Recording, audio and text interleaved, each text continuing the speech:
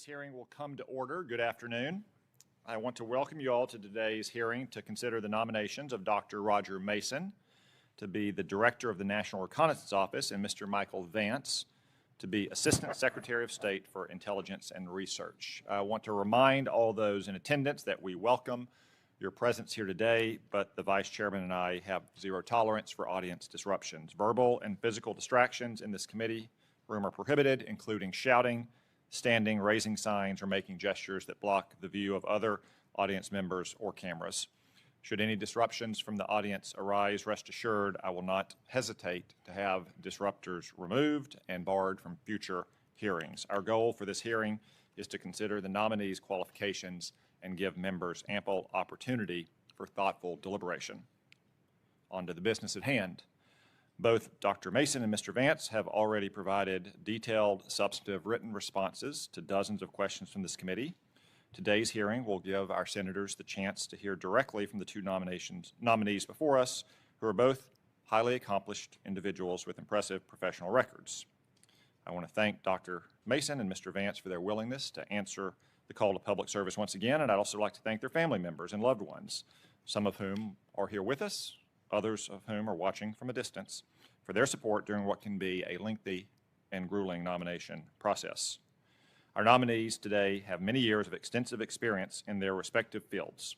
First, Dr. Mason currently serves as the Chief Growth Officer for B2X Corporation. He also previously served as President of Peraton's Space and Intelligence Sector and as Assistant Director of National Intelligence for Systems and Resource Analyses. Because of Dr. Mason's dedication and leadership, he has received the National Intelligence Distinguished Service Medal, the Intelligence Community Gold Medallion, and the National Geospatial Intelligence Agency Medallion.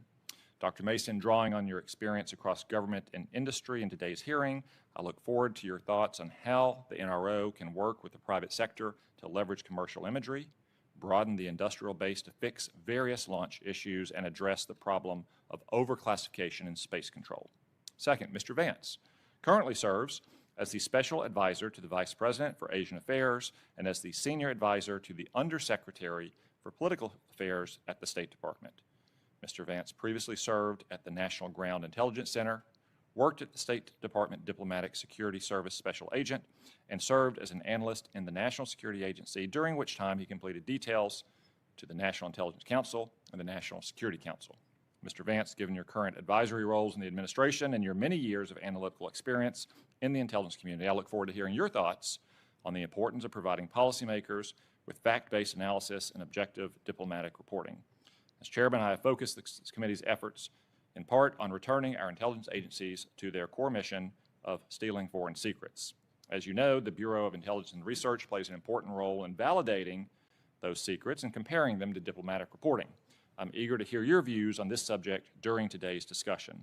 Again, I'd like to thank our nominees for their many years working on behalf of the American people and for their continued willingness to serve our country in these new roles.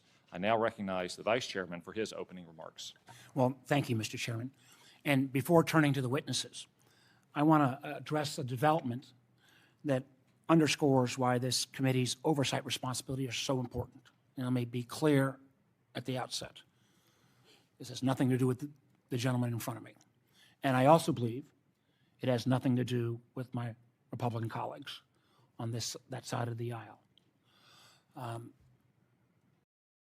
I thought I'd seen it all. I thought I couldn't be shocked anymore. But the fact that President Trump announced today that Bill Pulte, the head of the Federal Housing Finance Agency, will also serve as Director of National Intelligence, a choice that frankly stuns me. Beyond the fact that I guess he assumes that neither of these jobs are too important because Mr. Pulte is being asked to do both jobs simultaneously. When the role of the DNI was created, it was written into law that the person to be Director of National Intelligence should have some national security experience, let alone intelligence experience. I had a great deal of differences with Director Gabbard, but I never questioned her background commitment to the country, her willingness to serve, her national security, expertise. Mr. Pulte has none of that. Zero. No time in the military, no time in Congress, no time in the diplomatic corps, no time in law enforcement. This individual is, at this critical moment, is being asked to come in and help oversee our intelligence community at a time when we face unprecedented threats and adversaries. It is an insult. I think it is an insult to folks like Mr. Vance and Dr. Mason and the thousands of the people in the intelligence community who serve to keep our nation safe and have the ultimate responsibility to be willing to speak truth to power. What qualifications, from my standpoint, does Mr. Pulte bring to the office? Well, he has shown that he is willing to do anything that President Trump wants, legal or otherwise. He has taken the Federal Housing Agency colleagues and weaponized private information to be used against the president's political opponents in terms of Lisa Cook or Adam Schiff, the senator, our colleague. And now, because of that record, we're going to say, well, let's turn over all of the intelligence classified information to this guy. Does that make sense? You know, the chairman and I have been working our tails off. And it's been a really strong working relationship to make sure that we make the case to our colleagues and the American people that the intelligence community's most critical tool, Section 702 of FISA, which has been in the past not used appropriately, which has been used in the past not to inappropriately touch Americans. This is a tool that's supposed to be foreigners talking to foreigners abroad. We put reforms in. We've seen the FBI performance dramatically improve. Now I got to go and try to convince my Democratic colleagues, and frankly, some of my Republican colleagues.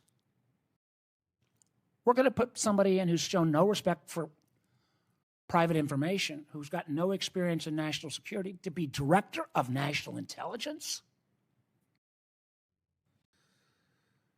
You know, what does that say about the president's view of our intelligence community?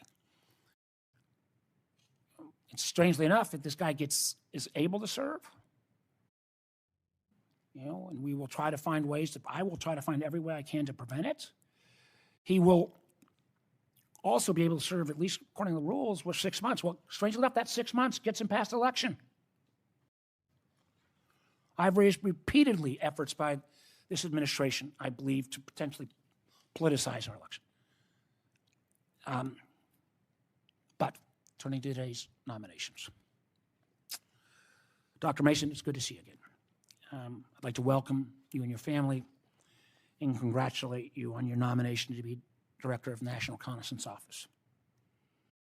If confirmed, you'll only be the second Senate-confirmed Director of NRO, because this committee, this is such an important agency, we added a Senate confirmation. And again, I want to compliment you. As you know from your past experience, the NRO is responsible for our overhead, the intelligence satellites that deliver sensitive information to the IC and DOD. You know, one of the things we talked about, we got to make sure the NRO and the NGA get on the same page all the time, and we got to make sure that the new Space Force and Space Command, which the President created, and I think generally is in the right direction, needs to work better together. But I want to make sure that the unique culture that is at the NRO is not subsumed by this new Space Force. I also think one of the things that makes me very interested in your nomination is you've got the commercial experience. I thought for a long time the NRO was reluctant to actually partner with commercial. So I think that's good experience, and I look forward to working with you.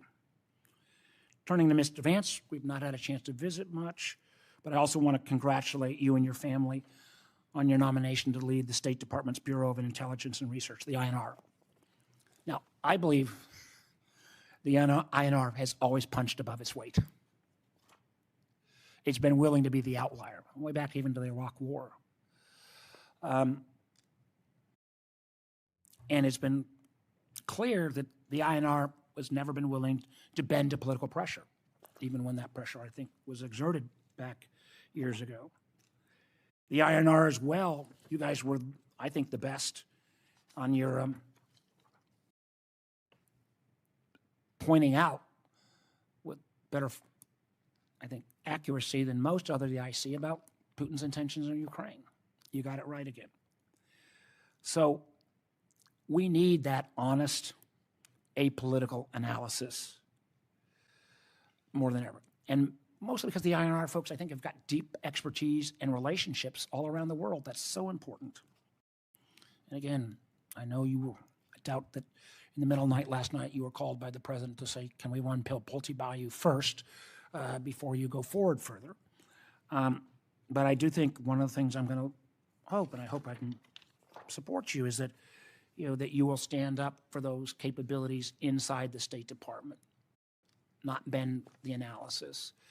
We've seen too much of the State Department, I believe, get hollowed out. So I look forward to this. I don't apologize, but Mr. Chairman, I've gone past my time, but I could not start without addressing that issue. Thank you. Thank you, Mr. Vice Chairman.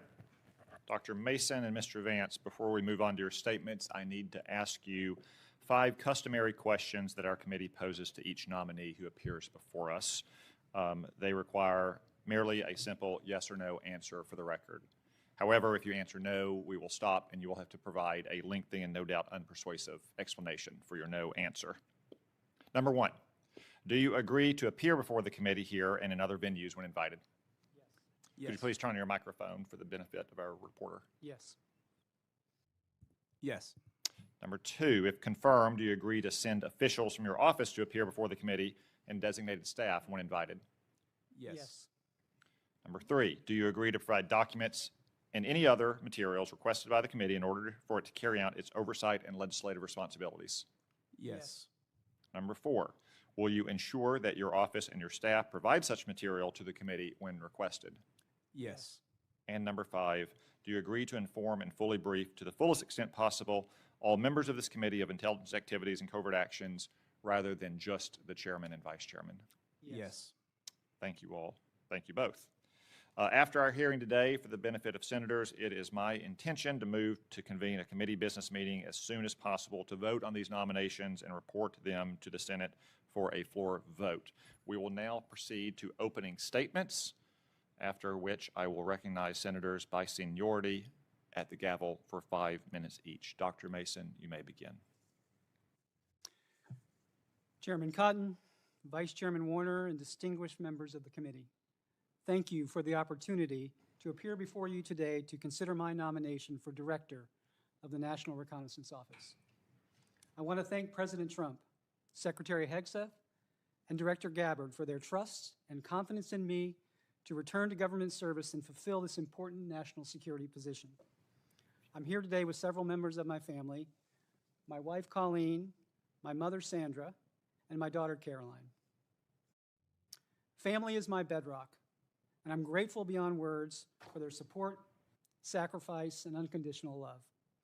First, I want to thank my parents, who instilled in me the importance of being accountable, the value of hard work, and the promise of education. I'm here today with my remarkable wife of 30 years, Colleen. She inspires me every day and sets the example of selfless service to others in our family. Together, we are incredibly proud of our 3 children, John, Joseph, and Caroline, who are just now beginning their own lives based on those same values. I was born only a few miles from here in Alexandria and have since been a lifelong resident of Virginia. Growing up, my parents pressed the importance of education to my sister and I, and we became first-generation college graduates. For me, applying science to solve hard problems was the passion for learning.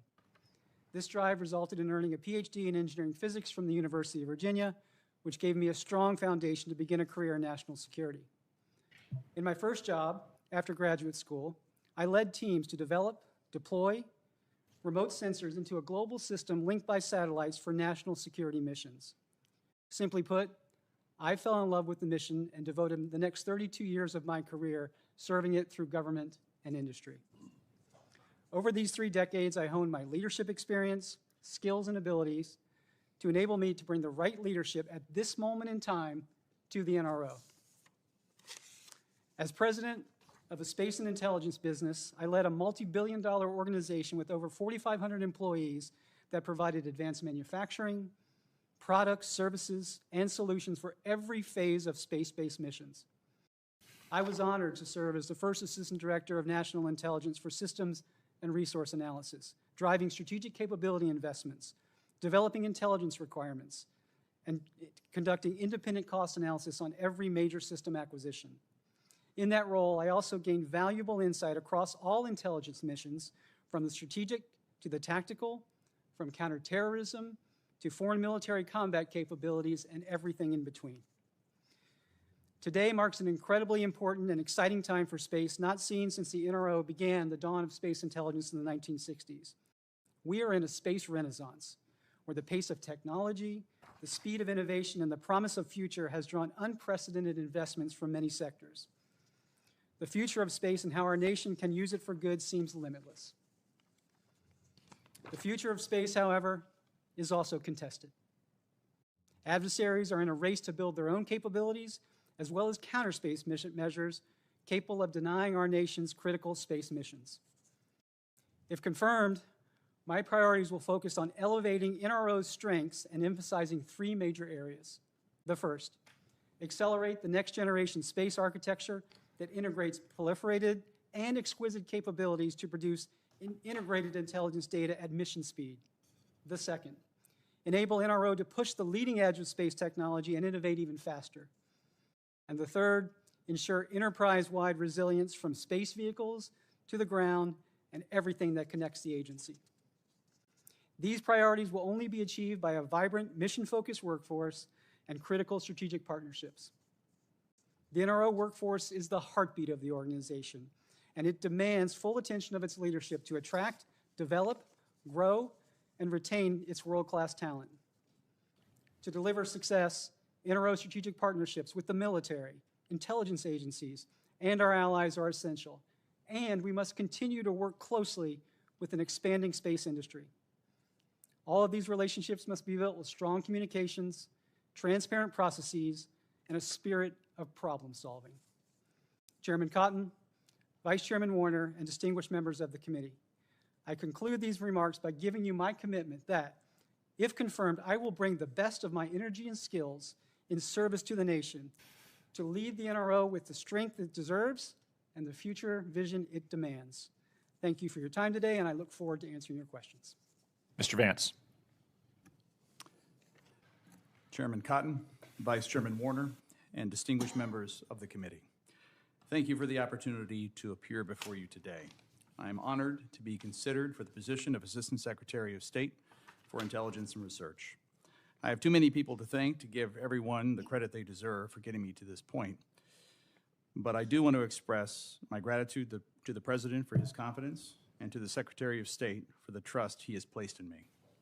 I would also like to thank my wife, Alessandra, for her patience and loving support over the course of my career. She is with me here today, along with my oldest son, Wyatt.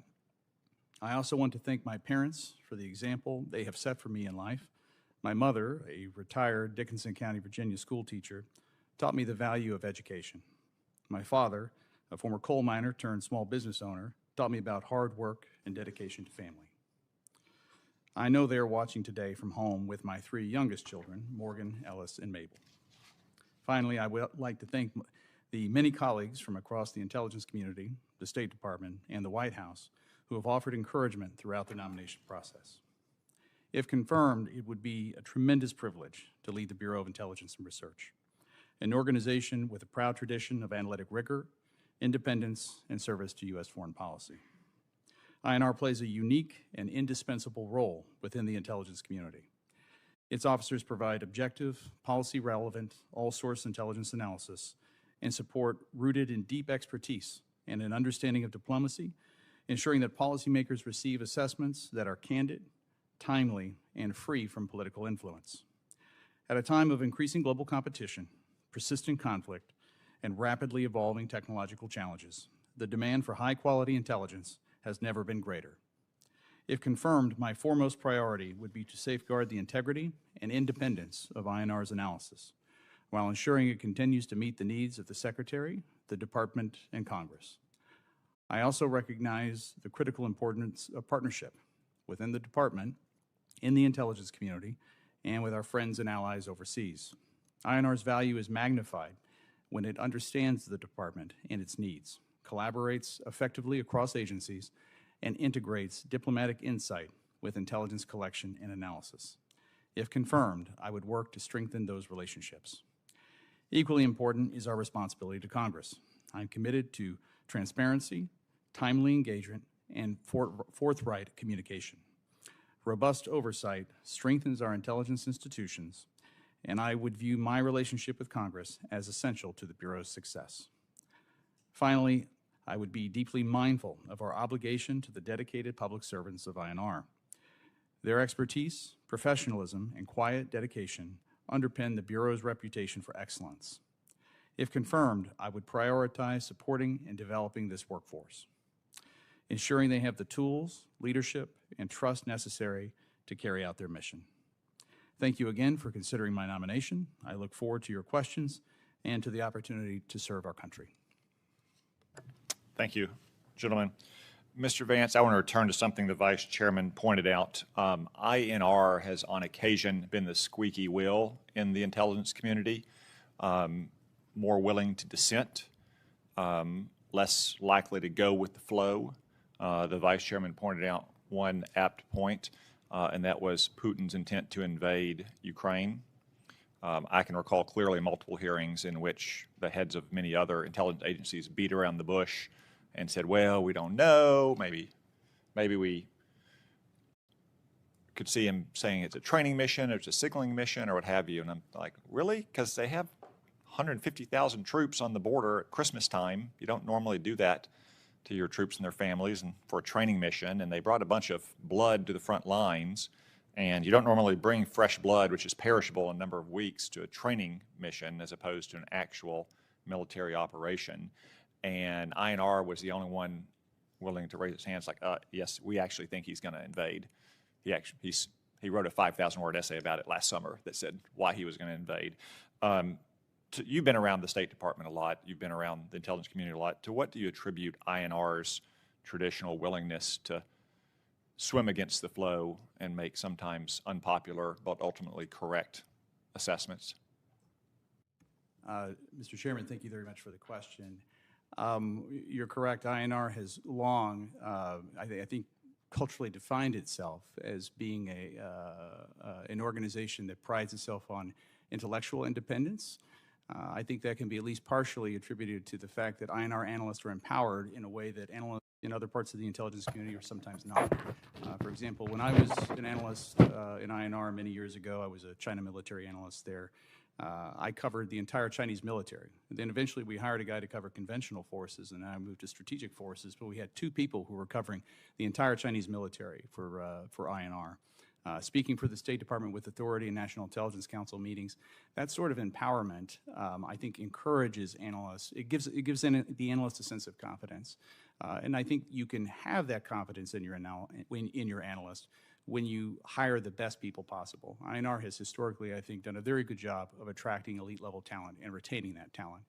Should I be confirmed with the role of INR Assistant Secretary, one of my top priorities would be to continue that tradition of attracting the best people possible, ensuring that they're happy in their jobs, that we can retain them over the long term, because deep expertise, I think, is one of the calling cards of the organization and allows you to provide your analysts with a long leash and give them the freedom to go out and actually have opinions and to make the hard calls.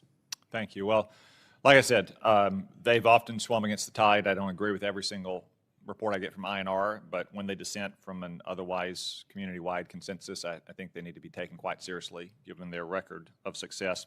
I want to touch on a more specific issue. INR's Office of the Geographer and Global Issues serves as the U.S. government's authoritative voice on sovereignty and geographical claims, including for intelligence that is provided to policymakers. If confirmed, can you assure us that this office's work will remain free of bias, that it will accurately represent U.S. views and policies? Senator, thank you very much for the question. I can absolutely assure you of that. The Office of the Geographer, I think, is a unique capability for INR. It's a service that it provides to the department and, frankly, to the entire U.S. government. It's essential. Thank you. I appreciate that. Dr. Mason, the NRO is currently hampered by a limited supply of launch providers and failures among those it is relying on to complete future constellations, as regrettably we saw with Blue Origin recently. Are there systemic issues with NRO's launch enterprise that you would like to address as NRO director? Chairman Cotton, I view launch and the diversity of the launch providers as something that is essential for the NRO and the Space Force. And essential in a couple of ways. The first one is the government needs a diverse industrial base of launch access providers. The second piece is the launch infrastructure also needs to be diverse and make sure we are resilient in that regard. In terms of working with the Space Force, which, if confirmed, I will commit to do, understanding and increasing that competition in terms of the launch providers would be really important. When I look at the National Security Launch Program, Phase 3, there are 3 providers. There's SpaceX, there's ULA, and also Blue Origin. Of course, different capacities for different types of vehicles. It's a growing market, in my mind, and one where even new entrants for different size vehicles will be important as well. So if confirmed, Senator, I would commit to working with the Space Force to ensure that we have launch diversity and launch resilience in the Thank you. It couldn't be more critical. We've had testimony on this committee and on the Armed Services Committee that without those commercial providers that you mentioned, SpaceX, Blue Origin, ULA, potentially new entrants, we would not have the current lead over China in launch capacity that we have. So it's vital that we work with them and we get more faster. Vice Chairman. Oh, Mr. Chairman, thank you. I also want to just make clear for the record that the fact that Dr. Mason's from Virginia and my hometown of Alexandria, and Mr. Vance got parents in one of the coolest communities in Virginia, in Dickinson County in Southwest Virginia, will have no effect on how I judge the qualifications of these guys. Is that all right? Once again, Virginia sucks all of the intelligence community's resources into its expanding vortex, leaving not even a few scraps for Oregon and New Mexico. Reserving the balance of my time. Dr. Mason, quickly, what do you think? Should NRO be merged into Space Force? Vice Chairman Warner, first of all, thank you for making the time. I enjoyed meeting with you, again a few days ago. Senator Vice Chairman Warner, no, I do not believe the NRO should be part of the Space Force. When you look at the NRO's mission in terms of providing intelligence to the policymakers all the way to the warfighter, it is rightfully placed as both a defense agency and an IC element. And I believe that placement is a strength, and one that if you were to move, or if that move into a military service, or for that matter an IC agency, that we risk degrading that strength. That strength is also because of its personnel, in terms of, as you well know, the composition of the NRO, a third-ish of CIA, NRO cadre, and then the military, mostly the Space Force. This is important, and I believe it's placed appropriately. 100% agree, and I know you'll be committed to maintaining that culture and that style. We talked about this as well, but I'd like to get you on the record on it. I don't think we've maximized all our capabilities, as we sometimes have overlap and brushback between NRO and NGA. We got to make peace in the Valley. I know you know about this. Please speak briefly to it. Thank you, Vice Chairman. The relationship within NRO and NGA is interdependent. The two organizations are dependent upon each other to deliver successful intelligence. If confirmed, my commitment would be to, first of all, examine the relationship. Where is it working? Where is it not? Examine the processes, and more importantly, to take a spirit of problem solving to the relationship. to understand how it can be improved and to make sure that we are doing the best for the nation in terms of that mission. So you have my commitment. Yeah, and I think there's an opportunity now. We've got relatively new leadership at NGA. You'll be coming in at NRO, and past frictions. I think we can leverage all of that better. I want to get to Mr. Vance, but I also want to echo and I appreciate the fact that the chairman asked this, and I wholeheartedly agree. We've got to have diversity and variety in launch vehicles, and the notion that we have to look at commercial, and our space industry needs that support, and I appreciate your comments there. Mr. Vance, I really appreciate your comments in your opening statement about the independence and the willingness to kind of get the best people possible. I hate to say too nice things about the chairman in the same 5 minutes, but the fact that he also acknowledges how when NRO, your agency gets it right, INR gets it right, is important. One of the things, and I briefly just reiterated that again, but more specifically, one of the things we've seen with INR after DOGE, lots of folks got cut out. We've got a number of requests in for information. We've had, unfortunately, a lot of failure to respond to the oversight that I think is so critically important. So give me a statement again about independence, and then talk about how you're going to respond to oversight from this committee. Excuse me. Mr. Vice Chairman, thank you very much for the question. Should I be confirmed to the role of INR Assistant Secretary, I would, of course, be more than eager to work with this committee to ensure all of our obligations are met in terms of keeping this committee apprised of all developments within INR, and, of course, responding to any committee RFIs.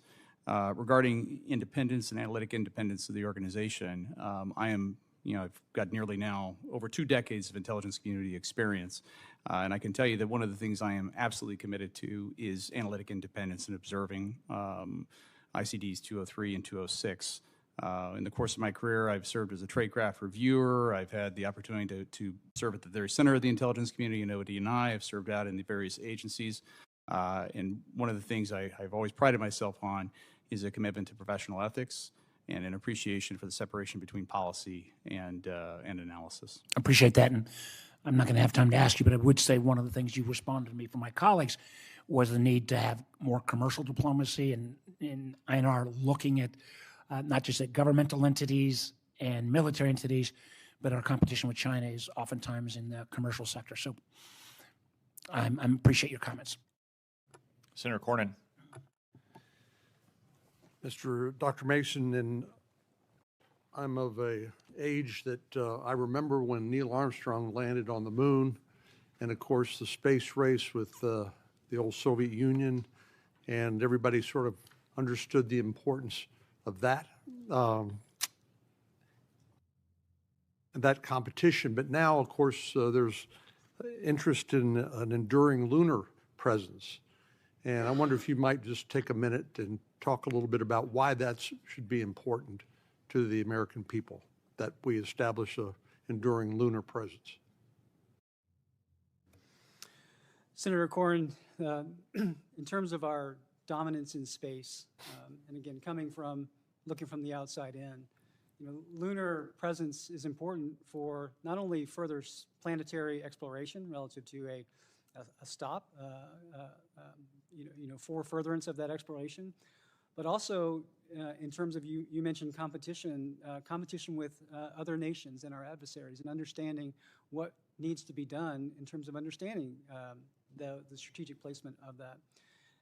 The President's executive order in terms of space superiority very clearly lays out that dates for which we will populate the moon and start the lunar base, and then to include, from the perspective of understanding any threats, characterizing those threats from very low Earth orbit all the way to cislunar. So critically important in that regard, Senator.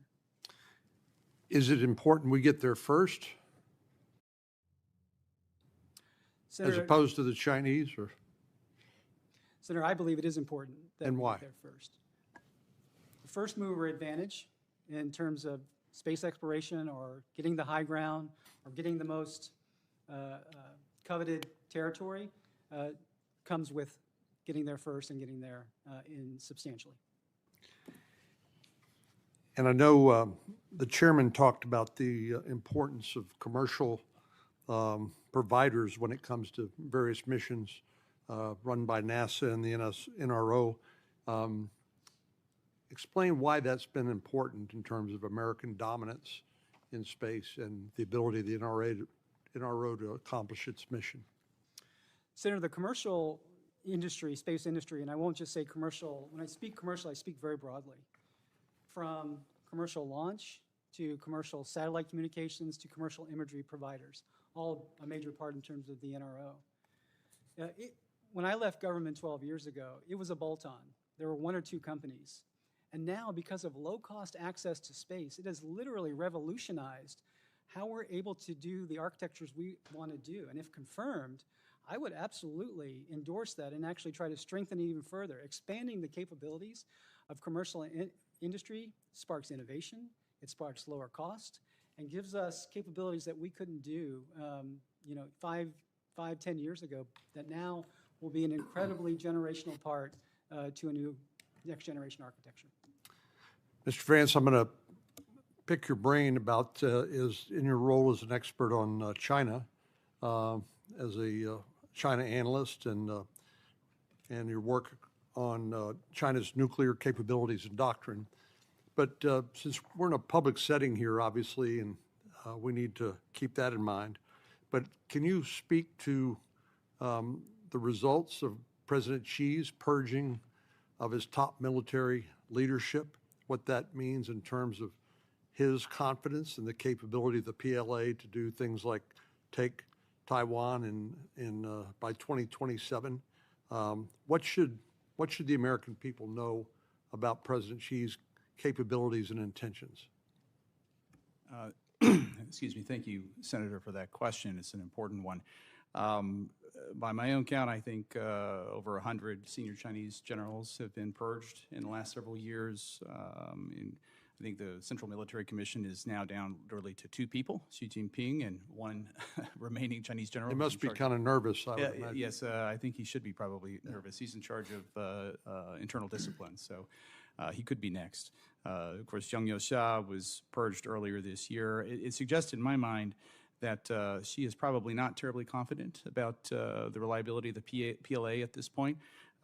The strategic rocket forces were particularly hard hit, and of course the strategic rocket forces would play an essential role in both deterring U.S. intervention, and at least in the minds of PLA planners, but also projecting power regionally. So I would suggest that it's encouraging from a U.S. standpoint that hopefully Xi isn't terribly confident in PLA capabilities moving forward, and it certainly doesn't seem to be letting off the accelerator on the purges either. I assume we shouldn't relax in response. Senator, thank you for that. I would suggest not relaxing, but I do think this creates a window of opportunity for us to continue investing in our own capabilities, of course, keeping in mind that the situation in the Taiwan Strait is dynamic. Thank you. Senator Wyden. Thank you, Mr. Chairman. And it was good to visit with you this morning, Dr. Mason. I got a lot out of that. My opening question to you would be, the ongoing National Reconnaissance Office Director gave a speech about the agency's use of artificial intelligence. This is obviously a fast-moving technology. My own view is that there needs to be aggressive oversight. What is your view on the need for guardrails and safeguards with regard to the agency's use of artificial intelligence? Thank you, Senator Wine. I too enjoyed our conversation. I appreciate you making the time this morning. The first part of the answer to this question is really the excitement that AI is generating. When we think about this next generation proliferated architecture, AI is what's going to be able us to do this at mission speed, where humans just can't do it just from the synchronization standpoint. Getting more important to your question, one of the things that Director Scalise and the NRO has done that I have researched as part of my preparation is they've actually published an AI kind of governing document in terms of the strategies. And in my mind, it's laid out very well. It talks about the objectives. It also talks about risk management. And it talks about governance. So if confirmed, I would follow that priority, that having some type of guardrails, and understanding what the limitations and the risks are equally as important as understanding the benefits that AI can unlock. Okay. Mr. Vance, I didn't get a chance to talk with you, so I'm just really thinking about some of the documents I've read. And Mr. Chairman Cotton, I would ask unanimous consent that an article written by Mr. Vance entitled Greenhouses and Stones Confronting Europe's Soft Authoritarianism be entered into the public record. Is there objection? Without objection, it will be entered into the record immediately following Mr. Vance's extensive written answers to your written questions. Thank you, Mr. Chairman. Mr. Vance, in the article you wrote that European politicians should be more interested, and I quote here, serving the native populations of the continent. Now, my parents fled the Nazis in the 30s. Not all got out. My dad was fleeing and became part of our army, was one of the famous Ritchie boys, and they escaped Germany in the 30s when Nazi anti-Semitism was rooted in the myth that so-called Aryans were native to Germany and Jews were not. So I found this language in the article, and as I say, we haven't talked. All I have is the article. Was deeply disturbing. I asked you in written questions to clarify, and your answers, again, just to me were quite disturbing. You wrote, and I quote, centuries of connection for people to be part of a community was what it takes. And my first question to you is, by this kind of calculus, how many hundreds of years do you believe it ought to take before people can be full citizens? Senator, thank you very much for the question. Of course, the essay wasn't an attempt to identify or to define or to make a determination about who the native populations of Europe are. The essay was actually about DRL and the annual human rights reports. But in response to your question, what I would say is that determining national identity is something that's very complex, and it's something that academics have struggled with, frankly, for centuries. If you look at Italy in the mid-19th century, during the process of the Risorgimento, very famously an Italian statesman said, you know, we have made Italy, now we have to make Italians. So the notion of Italian national identity was something that was consciously forged by the Italian state over a course of many decades. In contrast to that, I would point to the Basque and say that Basque people have lived in Basque country literally for thousands of years. So there's I think, a tension in the social science literature between kind of the conception of the nation as a fundamentally cultural entity and the nation as a political entity. In reality, most nations fall somewhere in between, including both elements of kind of the civic national identity, as well as a sense of kind of cultural continuity and connection to place that I think is commonly associated with nationhood. Let me see if I can get one other question in. You wrote that politicians are only legitimate if they protect, quote, historical, cultural communities, so there was kind of more of the same. But I want to close with a final question. Apparently you called Western Europe authoritarian and argued that repression in Western Europe is similar to the Soviet Union. Do you believe that today? Senator, actually, I think I referred to the late Soviet Union, and I'm not a scholar of Soviet studies, but there is a very distinct a difference between the character of state oppression in the late Soviet Union and the early Soviet Union. In the late You don't believe it today? Senator, what I would say is that I stand by what I wrote in that article, and I think everything that I wrote in that article is entirely consistent with U.S. policy. Thank you. I'll have to observe, I've got the article here in front of me, that this critique of the Bureau of Democracy, Human Rights, and Labor is apt. They have long undercovered the lack of free speech rights in many European nations. I don't think they're like Soviet Russia, but most European nations don't have anything like our First Amendment. I remember being at the Munich Security Conference with John McCain in February of 2016, right after large populations of migrants had sexually assaulted German women across the country on New Year's Eve, and these German officials tried to deny that it happened at the very time that they were trying to suppress online commentary about it. So I'm not going to answer for every single thing that Mr. Vance wrote in his article, but I would say it's not at all beyond the pale to say that European nations should do a better job of protecting the free speech rights of their citizens. Mr. Budd. Thank you, Chairman, and thank you both for being here, for your willingness to serve and your prior service. Dr. Mason, are there any activities currently underway at the NRO that, in light of your vision, need to be changed or revisited? Senator Budd, when I look across the enormity of the NRO and what they are doing, I would first describe it as the NRO is engaged in a generational opportunity and a generational challenge with respect to the next generation architecture. And so, if confirmed, the areas that I would look at to ensure that we're getting proper attention is actually leading change. NRO is a remarkable workforce. It's arguably, a national treasure. Through any period of change, having the importance of doing it very intentionally, understanding what needs to be done, why it needs to be done, is an area that, if confirmed, I would absolutely give attention to in that regard. I appreciate that. Can you highlight some of the best practices at the NRO that should remain distinct from the Space Force? I'm sorry, Senator, best practices? Or? That would remain at NRO that should remain distinct from the Space Force. Yes, Senator, I do believe NRO should remain distinct from the Space How about Force. practices at NRO that should be kept separate? Is there any that you would particularly list? In terms of practices, Senator, I wouldn't necessarily list any of those that should be kept separate. Clearly, there are two missions that are well-defined from a Space Force perspective: organize, train, and equip the Joint Force. NRO providing intelligence for the policymaker or the warfighter. What I would also say is that the relationship with NRO and Space Force is also very important, and the collaboration is really the cornerstone of space dominance. So, if confirmed, I would also intend to make sure that the relationship stays vibrant and also stays very healthy in terms of resource allocation. Appreciate that. Dr. Mason, in your pre-hearing questions that you answered, you highlight the difference between the NIP, or the National Intelligence Program, and the MIP, the Military Intelligence Program, and how you previously worked with both the DNI and the Pentagon to ensure the right balance and oversight of those intelligence programs. So based on your experience, what types of activities are more appropriately resourced under the NIP versus the MIP, and how does that affect the acquisition process and the oversight of those activities?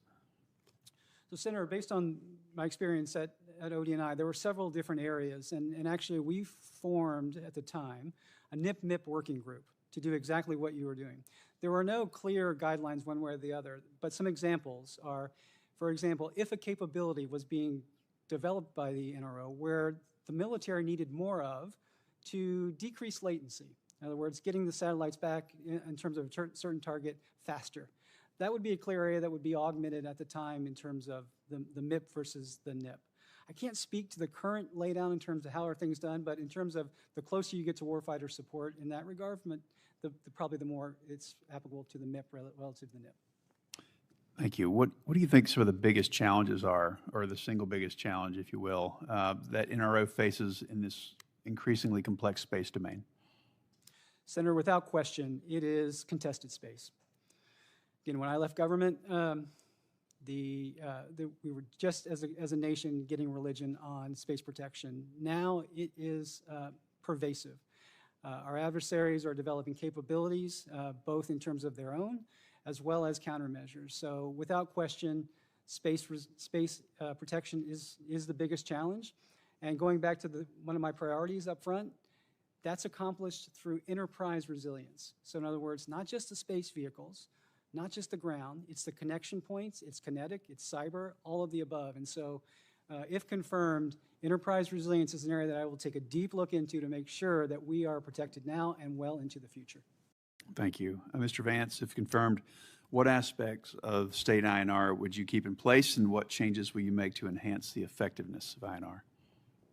Senator, thank you very much for the question. Should I be confirmed to the role, I would be eager to sit down with the INR front office and hear their input, but one of the priorities for me would be revitalizing academic outreach. I think that's essential to the intellectual life of the Bureau, and I'm not exactly sure what the best strategy is for that. It's something I would want to consult with the INR front office and with INR office chiefs to make a determination about that, but I do believe that a robust relationship between INR industry, the scientific community, and the academic community is essential. Thank you, and thanks to your families as well. Senator Heinrich. Thank you, Chairman. Dr. Mason, congratulations. I know how closely Air Force and NRO work in my home state, where NRO has an important ground station. If if you're confirmed, would you consider visiting the New Mexico NRO station, as well as potentially deepening NRO collaboration with the Air Force Research Laboratory there? Senator, if confirmed, I will look forward to visiting New Mexico and those facilities. Absolutely. You know, in your in the answers to the pre-hearing questions, you noted that threats to our space and ground systems are growing. Talk to me about how your experience in government and in industry, how would you approach the issues of resiliency and survivability of space and ground systems at NRO? Senator, the enterprise approach really is just that in terms of thinking about the different aspects of a system. And again, we tend to spend a lot of time in terms of the space vehicles and the kinetic threat. Yep. But the reality is that's just one piece of it. The non-kinetic, whether that is through electronic warfare, whether it's through jamming, and quite honestly, the one that has the least barrier to entry is cyber. Right. And that's the one that has my full attention. In terms of industry experience, clearly zero trust systems are the gold standard. I understand that in government as well. And if confirmed, I would want to do very early, taking a good look at the posture and to make sure that we're well protected, to include getting third-party assessments as well. Current Director Scalise has said that given the diversity of NRO's user community, a quote-unquote unity of effort as opposed to a unity of command most efficiently leverages NRO resources to accomplish national security objectives. Is that an approach that you agree with? Yes, Senator, it's an approach that's working very well in my mind, looking from the outside in, and one where I would continue as well. Finally, talk to me a little bit about, you know, what you learned in your private sector positions and what we should be, how that can be applied in your new role as Director of NRO. Senator, the areas where the relationship between industry and NRO clearly is critical. And so from an industry perspective, the things that most well-run companies want is, first of all, predictability in terms of demand. So understanding where the government, in this case the NRO, is headed in terms of requirements, not just a year out or 2 years, but 5 years, 10 years, is very important in terms of making those investments. Most industry wants a chance to be able to earn a good, fair profit, as well as be rewarded if they perform well. And so I would say the main thing is understanding the forecast in terms of requirements, predictability, and then consistent communication throughout the acquisition cycle. Gotcha. Mr. Vance, your career has included a number of important analyst positions, as well as your time in the diplomatic security service. But obviously, this role oversees roughly 300 full-time positions. Talk to me about your management experience and give me a sense of what the largest number of full-time employees you've managed simultaneously. Senator, thank you very much for the question. You're quite correct that my career has been focused largely on analysis. I began at the National Security Agency, did a couple tours in ODNI, worked in INR, and then later at NGIC. During my time in DS, though, I was an assistant regional security officer, which I had the opportunity to manage fairly large teams. I managed the surveillance detection team in Kabul, for example, which was about 45 local Afghans. I managed the Threat Intelligence Fusion Center when I was in Kabul. I was the director of that center. I think we had about 20 U.S. contractors and federal employees under my leadership there. So yes, absolutely correct. I've spent most of my career as an analyst, but I do have some management experience as well, sir. A former director of the State Department's Bureau of Intelligence and Research, Ellen McCarthy, wrote last July about the budget and personnel cuts that the Bureau faced in 2025. And she, in her analysis, deplored the loss of institutional memory, regional fluency, analytic rigor, and the highly experienced people who understand that intelligence and diplomacy, these are her words, are two sides of the same coin. Are you concerned about the personnel loss that has occurred in this department? Senator, thank you very much for the question. recruitment and retention would be, frankly, my #1 priority should I be confirmed to the position.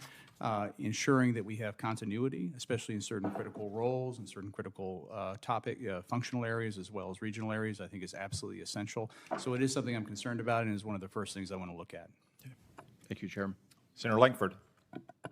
Chairman, thank you. Gentlemen, thank you. Thanks for stepping through this process. It's a challenging process and very time-consuming and a lot of paperwork to be able to fill out to be able to go through the process. So appreciate very much going through this. Mr. Vance, you have had a very unique role in that you've served with diplomatic security as well. That's a unique role to be able to walk alongside that as well. So in this role, between INR and diplomatic security on it, I'm not sure there's been a lot of communication between the two. My question to you is, should there be? And if so, what should that be? Senator, thank you very much for asking that question. I think it's an important one. You're quite correct.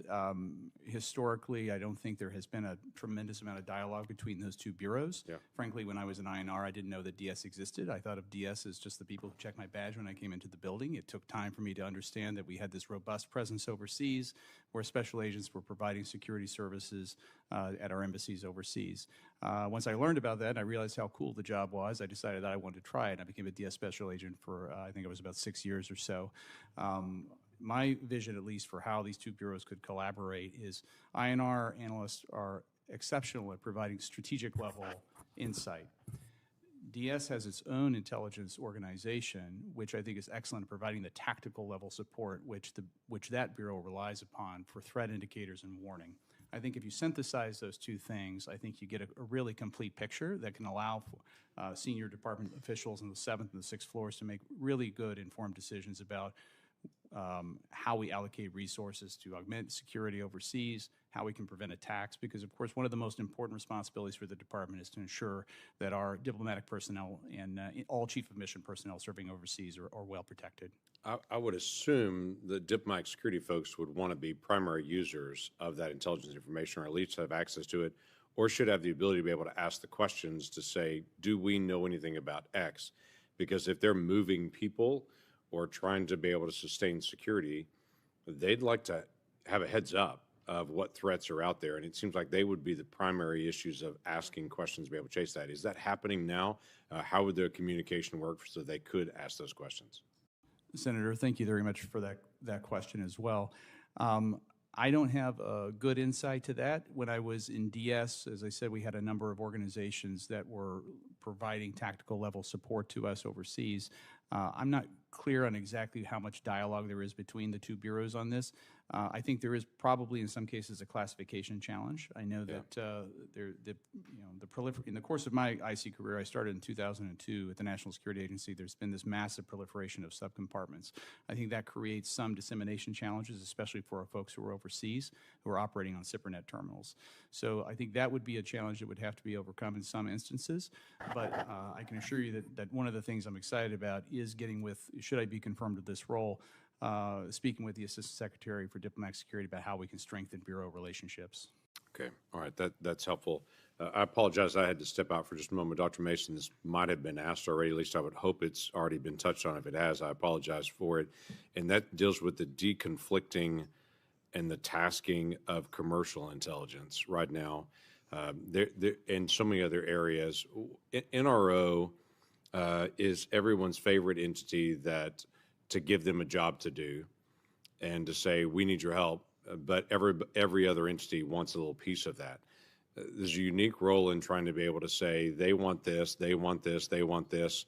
How do we actually accomplish all that? How do you begin to establish the priorities and how to deconflict and how to be able to make the decisions of yes to this group, no to this group, or 2 years from now for this group?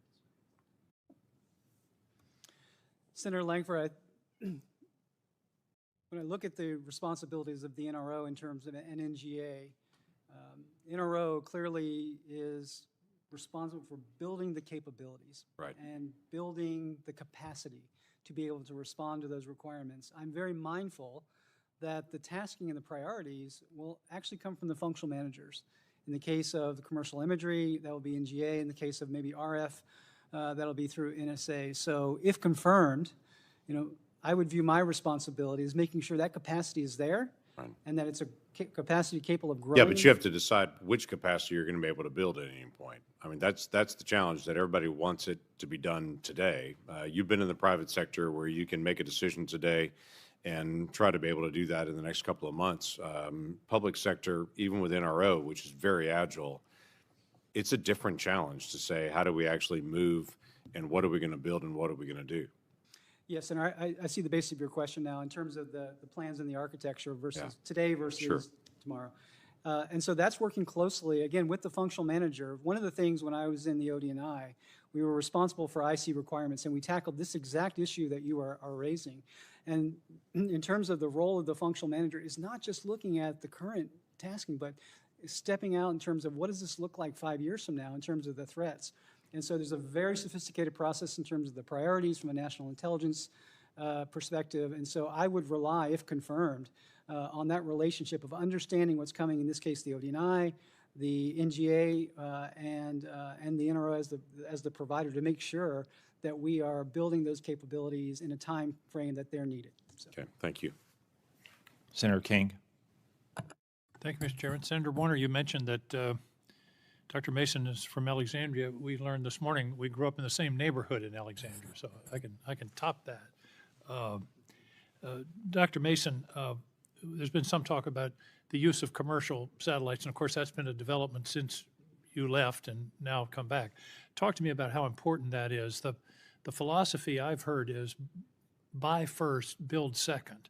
Do you subscribe to using commercial operations where they are appropriate and useful, as opposed to having our own well-defined satellites and architecture?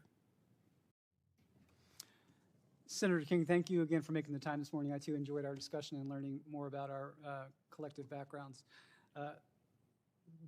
One of my top priorities that I mentioned in my opening statement is this next generation proliferated and exquisite architecture, an architecture that the current director and NRO is well on their way to achieving. So when I look at that architecture, there's a need for both. There's a time for exquisite and there's a time for proliferation. But to get to the heart of your question, that we have to look differently at our requirements. And this is being done, as I understand, look from the outside, that maybe a commercial system doesn't satisfy 100% of those requirements. 80% solution. 80% solution at a much cheaper cost usually and a much faster time to get on orbit. So look. And proliferation is in itself a defense. One of the issues, of course, is space is now contested. Proliferation makes a more complicated targeting problem for our adversaries. Is that correct? That's correct, Senator. Proliferation in itself is a measure of resilience. Final question on space. I see opportunities for coordination with allies. Again, it's space. And members of this committee visited Pine Gap in Australia several years ago, and particularly with the Five Eyes. Again, I'm thinking about budgets and how do we conserve our precious tax dollars. Is there opportunity, you think, for doing more coordination and cooperation in the space architecture with New Zealand, Australia, UK, Canada? Senator, it's my understanding and experience, prior experience, that the relationships with the Five Eyes in particular are essential, and it's integral to make sure that they are strong. At the same time, also to your point about burden sharing, I do subscribe to that it's important to make sure that we have a good balance relative to both what the U.S. is bringing as well as the allies. I'm not familiar with all the current activities that are going on them, but if confirmed, I'll commit to making sure that I examine those and to make sure that they're, again, robust and vibrant, balanced relationships. After I was at Pine Gap, I was sure it was deeply classified. I was afraid to talk to anybody about it. I got back here and turns out it's a Netflix series, so that dispersed that idea. Mr. Vance, in your opening statement, you used the word independence 4 or 5 times, which I really appreciate. You use the phrase candid, timely, and free of political influence, integrity, and independence. This isn't an academic concern. If you look back over the past 60 years, I think many of our foreign policy disasters that have cost American lives were based upon not faulty intelligence, but intelligence that was that was biased in favor of the views of the policymakers in charge at the time. Vietnam, Bay of Pigs, Iraq. Talk to me about the importance of the integrity of the analytic process and the willingness to tell the President of the United States or the National Director of National Intelligence or this committee something that we don't want to hear that is inconsistent with our policy preference. Senator, thank you very much for that very important question.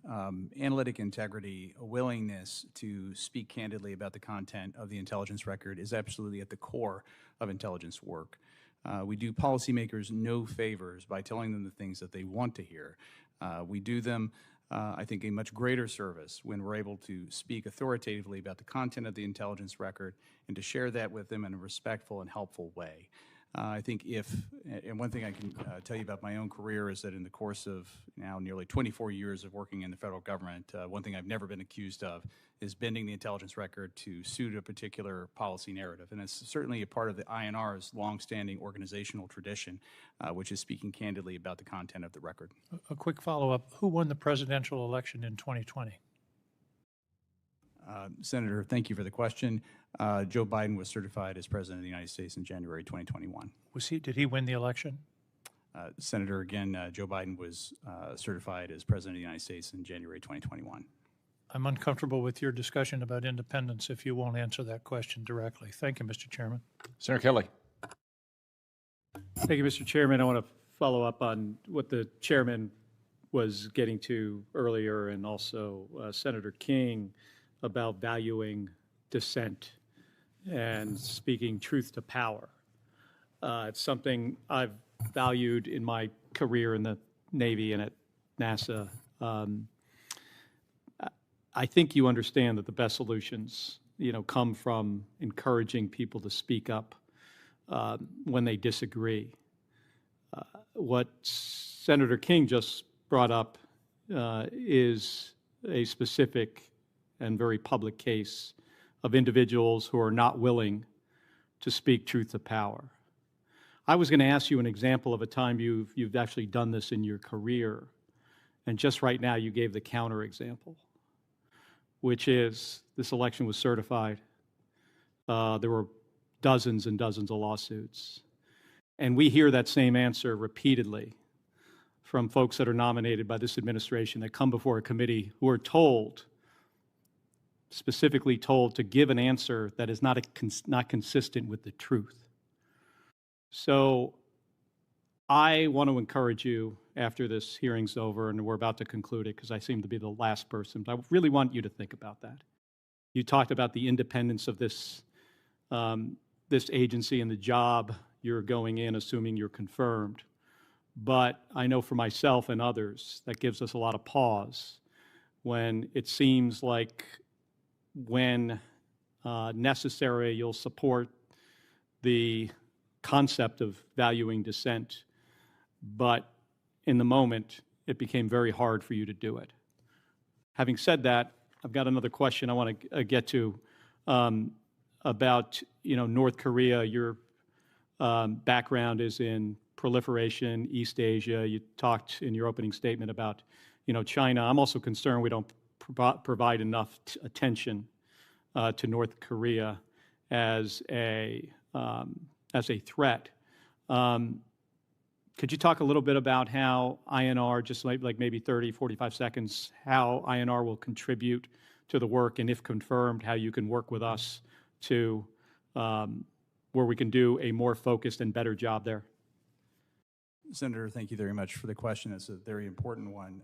North Korea's nuclear arsenal, of course, has expanded significantly since its initial nuclear test in 2006.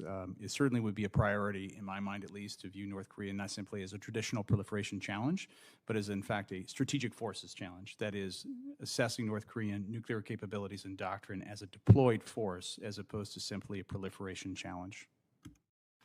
Well, thank you. And for Mr. Mason, I got about 2 minutes left here. You're going to be filling some big shoes, taking over for Chris Scalise, somebody I've known for over 20 years, maybe 25 years. He's done a fantastic job. Just want to get into, we had a mishap, Blue Origin, with their New Glenn rocket. Have you thought much about the implication of that? You talk about, the high-end, exquisite assets. It's a heavy lift vehicle. It's got damage at the pad. Have you thought from your perspective going into this job, assuming you're confirmed, how that has an impact on our ability to get a proliferated and an exquisite constellation? Senator, yes, I have. When we look at the launch providers, and there's three in this category. It's SpaceX, it's ULA, and it's Blue Origin. And we're reminded that this is still rocket science. And others are more mature. There's some first moving advantages, but we need companies like Blue Origin and new entrants beyond that to be successful. Space Force just put out a press release right after the incident announcing that they had awarded a contract to Blue Origin, not for the heavy lift, but for a different vehicle for the NRO. And to me, that sends a very clear message that this is important to us. The industrial base is needed, and we need to make sure it's resilient just as much as the government is. So you see a quick path forward maybe to them getting back on the step here? Sir, I haven't researched the details in terms of what the mishap was. I did read that the damage to the pad wasn't as extensive as thought, so that's promising news. But if confirmed, I would look forward to understanding it in more detail and to see what we could do to help our partners with the Space Force. Yeah, I think rebuilding the pad is probably the long pole here and probably takes longer than trying to fix whatever the issue they had with the rocket. Right. Thank you. Thank you, Mr. Chairman. I just want to add, echoing what Senator King and Senator Kelly said, Mr. Vance, you're going to get confirmed, I'm sure, but your ability to get confirmed as a bipartisan leader on a part of our intelligence community that's always had the courage to speak truth to power, you took a giant step back with me today. Thank you. Thank you, gentlemen. As I mentioned earlier, it's my intention to hold a committee vote on your nominations as soon as possible. Therefore, for planning purposes, any senator who wishes to submit questions for the record after today's hearing, please do so by close of business tomorrow. Thank you all. This hearing is adjourned.